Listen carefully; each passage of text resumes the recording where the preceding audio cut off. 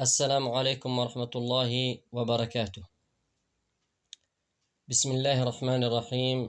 الحمد لله رب العالمين، والصلاة والسلام على أشرف خلق الله محمد بن عبد الله صلى الله عليه وعلى آله وصحبه وسلم تسليما كثيرا إلى يوم الدين. أما بعد، باختصار إن شاء الله لا أطيل عليكم أيها الأحبة الفضلاء والمشاهدون الأعزاء، خاطرة تحت عنوان صدى التكبير والتلبية في الحج يدمر ما بنته الشياطين من عروش الشرك. نعم، صدى التكبير والتلبية في الحج يدمر ما بنته الشياطين من عروش الشرك. إذا انطلقت أفواج الحجيج من مشارق الأرض ومغاربها تهتف قلوبهم قبل ألسنتهم: لبيك اللهم لبيك، لبيك لا شريك لك لبيك، فإنما يبعثون برسالة كونية تهز أركان الباطل وتزلزل عروش الشرك وتقصم ظهور الشياطين الذين سعوا في الأرض فسادا وغرسوا أوثان الطمع والهوى والأنانية في قلوب الناس.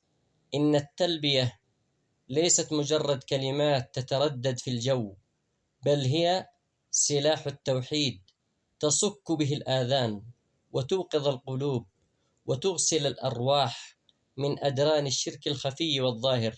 فكل كلمة يهتف بها الحجاج لبيك اللهم لبيك ترتفع هي طلقة في وجه الشيطان، وكل تكبيرة تسمع هي هدم لحصن من حصونه التي بناها في ظلمات الجهل والغفلة.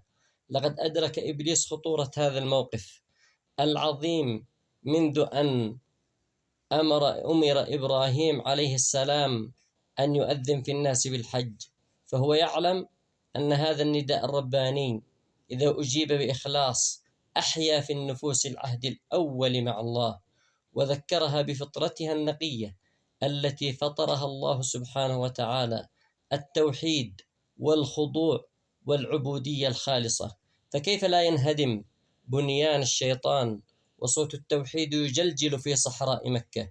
وكيف لا تتلاشى مظاهر الباطل وألوف القلوب تصرخ في وقت واحد: إن الحمد والنعمة لك والملك لا شريك لك. الحج مدرسة التحرر من عبودية الطين وانعتاق من سجون الهوى وانقلاب على الشيطان وتمرد على زخارف الدنيا وولاء كامل لله وحده.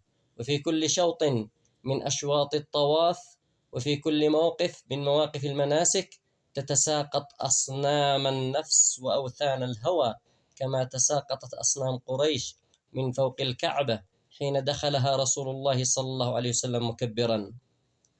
كل شعيرة من شعائر الحج إعلان حرب على الشرك وأهله: الإحرام خلع لزينة الدنيا ولبس لباس الفناء بين يدي الله، الطواف سير حول مركز التوحيد، السعي اقتفاء أثر الإيمان والتوكل، عرفة تجديد الميثاق الأعظم مع الله، رمي الجمرات قصف مباشر لمعاقل الشيطان.